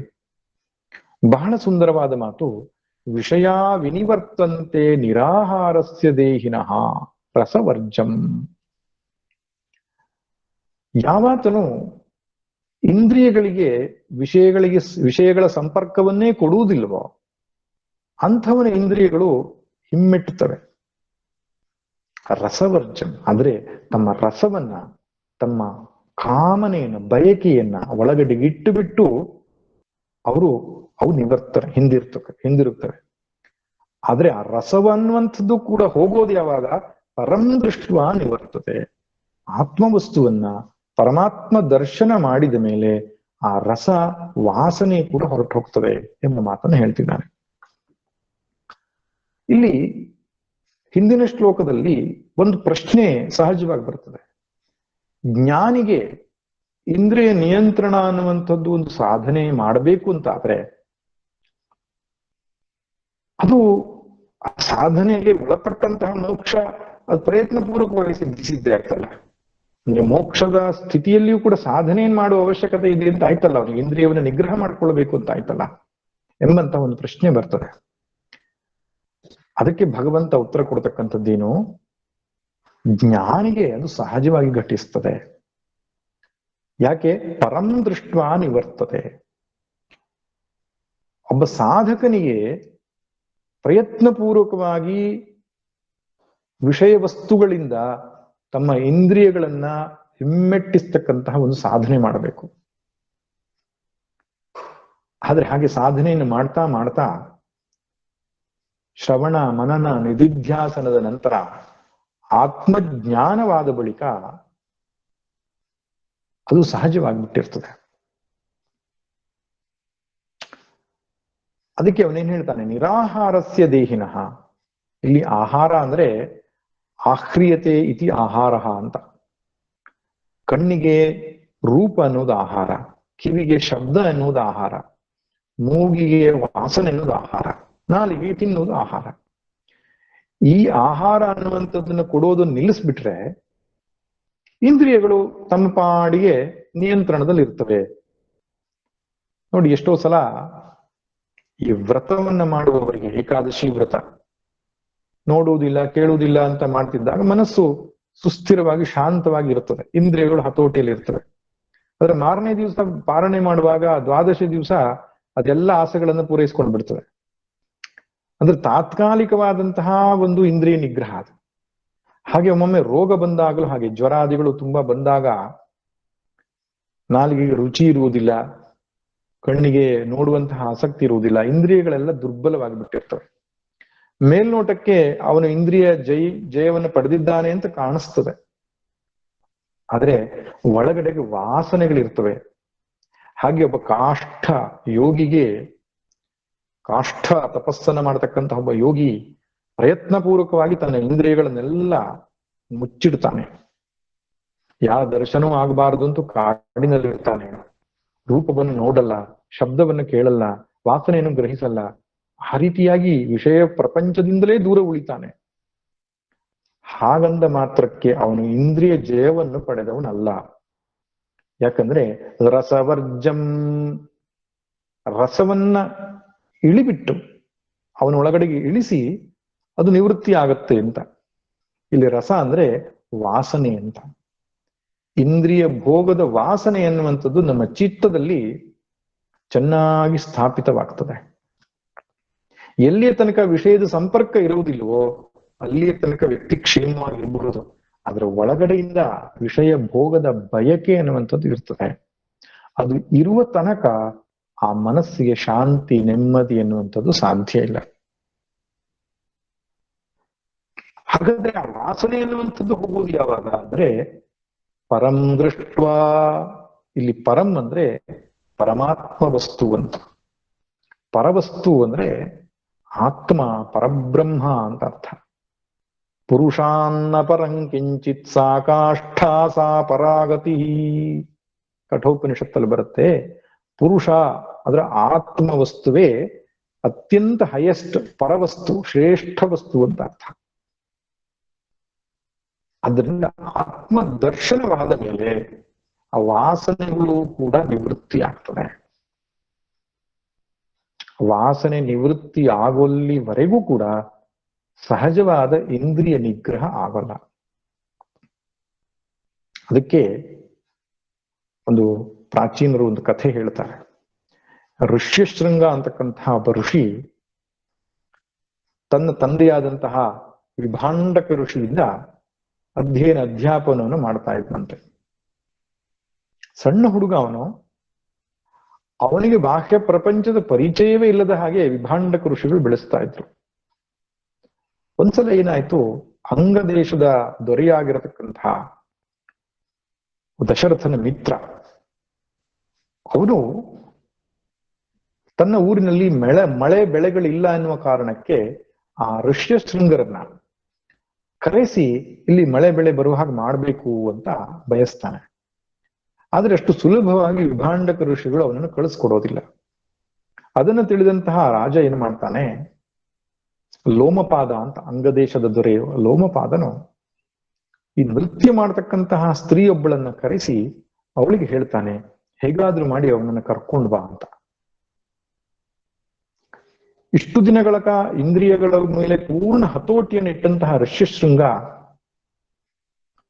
ಆ ನರ್ತಕಿಯು ಮಾರು ವೇಷದಿಂದ ಒಂದು ಹುಡುಗನ ರೂಪ ತೆಗೆದುಕೊಂಡು ಬಂದು ಅವನ ಆಶ್ರಮದ ಬಳಿಯಲ್ಲೇ ಅವನಿಗೆ ಪರಿಚಯವನ್ನು ಮಾಡಿಕೊಂಡು ನಿಧಾನವಾಗಿ ಅವನ ಮನಸ್ಸಿನ ಆಳದಲ್ಲಿರ್ತಕ್ಕಂಥ ರಸವನ್ನ, ವಾಸನೆಯನ್ನ ಹೊರಗಡೆ ತೆಗೆದು ಅವನನ್ನ ತನ್ನ ಕಡೆಗೆ ಆಕರ್ಷಣೆಯನ್ನು ಮಾಡಿಕೊಂಡು ಕರ್ಕೊಂಡು ಬರ್ತಾಳೆ. ತದನಂತರ ಅಲ್ಲಿ ಮಳೆ ಬೆಳೆಗಳೆಲ್ಲ ಬರುತ್ತೆ, ಋಷಿಗಳಿಗೆ ಸಮಾಧಾನ ಪಡಿಸ್ತಾನೆ ರಾಜ. ಇದೆಲ್ಲದು ಕಥೆ ಮುಂದಿನ ಭಾಗ. ಇಲ್ಲಿ ಏನು ಅಂದ್ರೆ ಆ ಋಷ್ಯಶೃಂಗರ ಒಂದು ಪರಿಸರ, ವಾತಾವರಣ, ವಿಷಯ ವಸ್ತುಗಳ ಸಂಪರ್ಕವೇ ಇಲ್ಲದ ಹಾಗೆ ಇದ್ದುದರಿಂದ ಅದು ನಿಯಂತ್ರಣದಲ್ಲಿತ್ತು. ಆದ್ರೆ ಪರಿಸ್ಥಿತಿ ಆ ಒಳಗಡೆಯ ವಾಸನೆಯನ್ನು ಹೊರಗಡೆ ಬರುವ ಹಾಗೆ ಮಾಡಿತು. DVಜಿಯವರು ಒಂದು ಕಗ್ಗದಲ್ಲಿ ಬಹಳ ಚೆನ್ನಾಗಿ ಹೇಳ್ತಾರೆ, ಸತ್ತ ನನ್ನ ಆಶೆಗಳು ಗೆದ್ದೆನಿಂದ್ರಿಯ ಗಣವ ಚಿತ್ತವಿನ್ನಲುಗದೆಂಬ ಜಂಬ ಬೇಡ, ಎತ್ತಣಿಂದಲೋ ಗಾಳಿ ಮೋಹ ಬೀಜವ ತಂದು ಬಿತ್ತಲಾರದೆ ಮನದಿ ಮಂಕುತಿಮ್ಮ. ನನ್ನ ಆಶೆಗಳನ್ನೆಲ್ಲ ಗೆದ್ದುಬಿಟ್ಟೆ, ಇಂದ್ರಿಯ ಗಣವನ್ನೆಲ್ಲ ನಾನು ಗೆದ್ದುಬಿಟ್ಟೆ, ಚಿತ್ತ ಇನ್ನು ಅಲುಗೋದಿಲ್ಲ ಅಂತಕ್ಕಂಥ ಜಂಬ ಮಾಡಬೇಡ. ಎತ್ತಣಿಂದಲೋ ಗಾಳಿ ಮೋಹ ಬೀಜವ ತಂದು. ಆ ಮಾಯೆ ಎನ್ನುವಂಥದ್ದು ಎಲ್ಲಿಂದಲೋ ಮೋಹದ ಬೀಜ ತಂದು ನಮ್ಮ ಮನಸ್ಸಲ್ಲಿ ಬಿತ್ತೋದಿಲ್ವೇ? ಆದ್ರಿಂದ ಬಹಳ ಎಚ್ಚರಿಕೆಯಿಂದಿರು. ನಾನು ಪ್ರಾಪಂಚಿಕ ವಿಷಯ ವಸ್ತುಗಳಿಂದ ದೂರ ಇದ್ದೇನೆ, ನನ್ನ ಇಂದ್ರಿಯಗಳೆಲ್ಲ ನಿಯಂತ್ರಣದಲ್ಲಿವೆ ಎಂಬಂತ ಭ್ರಮೆಗೆ ಒಳಗಾಗಬೇಡ. ಯಾವುದೋ ಒಂದು ಸಂದರ್ಭದಲ್ಲಿ ಇಂದ್ರಿಯಗಳು ನಿನ್ನ ಮೇಲೆ ಜಯವನ್ನ ಸಾಧಿಸ್ತವೆ. ಅದಕ್ಕೆ ರಾಮಾಯಣದ ಒಂದು ಪ್ರಸಂಗ ನೆನಪಿಗೆ ಬರ್ತದೆ. ರಾವಣ ಶವವಾಗಿ ಸತ್ತು ಬಿದ್ದಿದ್ದಾನೆ. ಮಂಡೋದರಿ ಬಂದು ಅವನ ಮುಂದೆ ಹೇಳ್ತಾ ಇದ್ದಾಳೆ, ಹೇ ರಾವಣ, ಮೊದಲು ತನ್ನ 10 ಇಂದ್ರಿಯಗಳನ್ನ ಜಯಿಸಿ ದೇವತೆಗಳನ್ನ ಗೆದ್ದೆ. ಯಾವುದೋ ಒಂದು ಇಂದ್ರಿಯದ ದೌರ್ಬಲ್ಯದಿಂದ ಇವತ್ತು ಶವವಾಗಿ ನೀನು ಏಕಾಂಗಿಯಾಗಿ ಬಿದ್ದಿದ್ದೀಯಲ್ಲಪ್ಪ ಎಂಬುದಾಗಿ ಹೇಳ್ತಾಳೆ. ಆದ್ದರಿಂದ ಡಿ.ವಿ.ಜಿಯವರು ಒಂದು ಕಗ್ಗದಲ್ಲಿ ಹೇಳ್ತಾರೆ, ಎಲ್ಲರೂ ಜಿತ ಮನಸ್ಕರೇ ದೈವ ವಿಧಿ ಮಾಯೆ ಚೆಲ್ವುರೂಪಿಂ ಬಂದು ಕಣ್ಕೊಕ್ಕುವನಕ ವಲ್ಗುರೂಪೆ ಸುಭದ್ರೆ ಕಣ್ಮುಂದೆ ಸುಳಿವನಕ ಫಲ್ಗುಣನು ಸನ್ಯಾಸಿ ಮಂಕುತಿಮ್ಮ. ಸನ್ಯಾಸಿಯಾಗಿ ಹೊರಟಿದ್ದ ಅರ್ಜುನ, ಆದ್ರೆ ಸುಭದ್ರೆ ಬರುವ ತನಕ ಸನ್ಯಾಸಿಯಾಗಿದ್ದ. ಸುಭದ್ರೆಯ ದರ್ಶನವಾದ ಮೇಲೆ ಏನು ಅರ್ಜುನನ ಸನ್ಯಾಸ ಹೋಯಿತು ಅಂತ. ಹೀಗೆ ಇಂದ್ರಿಯಗಳು ತುಂಬಾ ಬಲಶಾಲಿ ಆಗ್ತಕ್ಕಂಥದ್ದು. ಅದನ್ನೇ ಮುಂದಿನ ಶ್ಲೋಕದಲ್ಲಿ ಭಗವಂತ ಹೇಳ್ತಾನೆ, ಯತತೋಹ್ಯಪಿ ಕೌಂತೆಯ ಪುರುಷಸ್ಯ ವಿಪಶ್ಚಿತಃ ಇಂದ್ರಿಯಾಣಿ ಪ್ರಮಾಥೀನಿ ಹರಂತಿ ಪ್ರಸಭಂ ಮನಃ. ಯತತೋಹ್ಯಪಿ ಕೌಂತೆಯ ವಿಪಶ್ಚಿತಃ ಪುರುಷಃ. ಬುದ್ಧಿವಂತನಾದಂತಹ ಸಾಧಕನು ಅತ್ಯಂತ ಪ್ರಯತ್ನಪೂರ್ವಕವಾಗಿ ಸಾಧನೆಯನ್ನ ಮಾಡ್ತಾ ಇದ್ದರೂ ಕೂಡ ಆ ಇಂದ್ರಿಯಗಳು ಪ್ರಮಾಥಿನಿ ಬಲಶಾಲಿಯಾಗಿರತಕ್ಕಂಥವು. ಅವು ಅವನನ್ನ ಎಳೆದು ಹಾಕ್ತವೆ. ಹರಂತಿ ಪ್ರಸಭಂ ಮನಃ. ಮನಸ್ಸನ್ನ ಎಳೆದು ವಿಷಯ ಪ್ರಪಂಚಕ್ಕೆ ಅವನನ್ನು ಸೇರಿಸ್ತವೆ. ತಾನಿ ಸರ್ವಾಣಿ ಸಂಯಮ್ಯ ಯುಕ್ತಾಸಿ ತವತ್ಪರ. ಆ ಎಲ್ಲ ಇಂದ್ರಿಯಗಳನ್ನ ಹಿಡಿದಲ್ಲಿಟ್ಟುಕೊಂಡು ಮತ್ಪರನಾಗಬೇಕು, ನನ್ನನ್ನೇ ಧ್ಯಾನಿಸಬೇಕು, ನನ್ನನ್ನೇ ಚಿಂತಿಸಬೇಕು. ವಶೇಹಿ ಯಸ್ಯೇಂದ್ರಿಯಾಣಿ ತಸ್ಯ ಪ್ರಜ್ಞಾ ಪ್ರತಿಷ್ಠಿತ. ಯಾರ ಇಂದ್ರಿಯಗಳು ವಶದಲ್ಲಿದೆಯೋ ಅವರೇ ಪ್ರತಿಷ್ಠಿತವಾದ ಪ್ರಜ್ಞೆ ಉಳ್ಳವರು ಎಂಬುದಾಗಿ ಸ್ಥಿತಪ್ರಜ್ಞನ ಲಕ್ಷಣಕ್ಕೆ ಇಂದ್ರಿಯ ನಿಗ್ರಹವೂ ಕೂಡ ಬಹಳ ಮುಖ್ಯವಾದ ಲಕ್ಷಣವಾಗಿದೆ. ಅದನ್ನ ಸಾಧಿಸತಕ್ಕಂತಹ ಬಗೆಯನ್ನ ತನ್ನ 4 ಶ್ಲೋಕಗಳಲ್ಲಿ ಭಗವಂತ ವರ್ಣಿಸ್ತಾ, ಇನ್ನು ಮುಂದಿನ ಶ್ಲೋಕಗಳಲ್ಲಿ ಅಧ್ಯಾತ್ಮ ಸಾಧನೆಯಲ್ಲಿ ಮನುಷ್ಯನ ಪತನ ಹೇಗಾಗ್ತದೆ, ಅದರಿಂದ ಅವು ಯಾವ್ಯಾವ ವಿಷಯದಲ್ಲಿ ಎಚ್ಚರದಲ್ಲಿ ಇರಬೇಕು ಎನ್ನುವ ಸಂಗತಿಯನ್ನ ಬಹಳ ಸುಂದರವಾಗಿ ಹೇಳ್ತಾನೆ. ಧ್ಯಾಯತೋ ವಿಷಯಾನ್ ಪುಂಸಃ ಅಂತಕ್ಕಂತಹ ಶ್ಲೋಕ ನಾವು ಮುಂದಿನ ತರಗತಿಯಲ್ಲಿ ಅದನ್ನ ನೋಡೋಣ. ಇದೊಂದು ಸಂಗತಿ ಏನಪ್ಪಾ ಅಂದ್ರೆ, ಬರುವ ಭಾನುವಾರ ಇನ್ನೊಂದು ಸತ್ಸಂಗ ಇದೆ. 3:30ಯಿಂದ 5:30 ತನಕ, ಅಂದ್ರೆ ಅಪರಾಹ್ನ 3:30ಯಿಂದ 5:30 ತನಕ ಮಾಸಿಕ ಸತ್ಸಂಗ ಅಂತ ನಮ್ಮ ಆಶ್ರಮದಲ್ಲಿ ಪ್ರತಿ ತಿಂಗಳ 2ನೇ ಭಾನುವಾರ ಒಂದು ಸತ್ಸಂಗವನ್ನ ಮಾಡ್ತಾ ಇದ್ದೆವು. ಈ ಸಲ ಪರಿಸ್ಥಿತಿ ಹೀಗಿರೋದ್ರಿಂದ ನಾವು ಜನ ಸೇರುವ ಹಾಗಿಲ್ಲ. ಹಾಗಂತ ಸತ್ಸಂಗವನ್ನ ಬಿಡುವುದು ಸರಿಯಲ್ಲ. ಅದಕ್ಕೆ ಯೋಚನೆ ಮಾಡಿದ್ದೇನಪ್ಪಾ ಅಂದ್ರೆ, ಆನ್ಲೈನ್ ಸತ್ಸಂಗ ಅಂತ ಮಾಡ್ಬಿಡೋಣ. ಅದಕ್ಕೆ ಯಾರ್ಯಾರು ಆಸಕ್ತರಿದ್ದಾರೋ ಅವರಿಗೆ ಸೇರ್ಕೊಳ್ತಾರೆ. ಲಿಂಕ್ ಅನ್ನ ನಮ್ಮ ಸುಜ್ಞಾನ ಪಥ ಗುಂಪಿನಲ್ಲಿ ಕಳಿಸಿದ್ರೆ ಆಸಕ್ತರೆಲ್ಲ ಸೇರ್ತಾರೆ. ಹಾಗೆ ಸತ್ಸಂಗ ಮಾಡೋಣ ಅಂತ ನಮ್ಮ ನರಹರಿ ಹೆಗ್ಡೆಯವರು ಹಾಗೂ ನಾವು ಚರ್ಚೆ ಮಾಡಿದ್ದೆವು. ಆ ಸತ್ಸಂಗದಲ್ಲಿ ನಮ್ಮ ಡಾಕ್ಟರ್ ಹೇಮಂತ್ ಕಾಮತ್ ಅವರು ಕೂಡ ಮಾತನಾಡ್ತಾರೆ. ಮತ್ತೆ ಬೇರೆ ಯಾರಾದ್ರೂ ಮಾತನಾಡೋರಿದ್ರು ಭಾಗವಹಿಸಬಹುದು. ಅದಕ್ಕೆ ವಿಷಯ ಏನಪ್ಪಾ ಅಂದ್ರೆ, ಸಾಧನಾ ಜೀವನ, ಗುರು ಅನುಗ್ರಹ, ಗುರು ಕರುಣೆ ಅಂತ. ಯಾವುದೋ ಒಂದು ವಿಷಯವನ್ನು ಕುರಿತು ಮಾತನಾಡಬಹುದು ಅಥವಾ ಎಲ್ಲಾ ವಿಷಯವನ್ನು ಸಮಗ್ರವಾಗಿ ಚಿಂತನೆ ಮಾಡಬಹುದು. ಕೊನೆಯ ಒಂದು 10 ನಿಮಿಷಗಳ ಕಾಲ ಪ್ರಶ್ನೋತ್ತರಗಳಿಗೆ ಅವಕಾಶ ಇರ್ತದೆ. ಈ ರೀತಿಯಾಗಿ ಪ್ರತಿ ತಿಂಗಳು ಆಶ್ರಮದಲ್ಲಿ ನಡೆಯತಕ್ಕಂತಹ ಸತ್ಸಂಗವನ್ನ ಈ ಬಾರಿ ಆನ್ಲೈನ್ ಮಾಡುವಂತಹ ಅನಿವಾರ್ಯತೆ ಬಂದಿದೆ. ಅದಕ್ಕೆ ಮುಂದಿನ ಭಾನುವಾರ, ಬರುವ ಭಾನುವಾರ ನಾವು ಮಧ್ಯಾಹ್ನ ಅಂದ್ರೆ ಅಪರಾಹ್ನ 3:30ಯಿಂದ 5:30 ತನಕ 2 ತಾಸು ಆನ್ಲೈನ್ ಅಲ್ಲಿ ಸತ್ಸಂಗ ನಡೆಯುತ್ತೆ. ಆಸಕ್ತರು ನಿಶ್ಚಿತವಾಗಿ ಭಾಗವಹಿಸಬೇಕು ಅಂತ ಹೇಳ್ತಾ ಇವತ್ತಿನ ಉಪನ್ಯಾಸಕ್ಕೆ ಮಂಗಳವನ್ನು ಹಾಡೋಣ. ಸರ್ವೇ ಭವಂತು ಸುಖಿನಃ, ಸರ್ವೇ ಸಂತು ನಿರಾಮಯಾಃ, ಸರ್ವೇ ಭದ್ರಾಣಿ ಪಶ್ಯಂತು, ಮಾ ಕಶ್ಚಿತ್ ದುಃಖ ಭಾಗ್ ಭವೇತ್. ಓಂ ಶಾಂತಿ ಶಾಂತಿ ಶಾಂತಿ. ಹರಿ ಓಂ. ಶ್ರೀ ಗುರುಭ್ಯೋ ನಮಃ.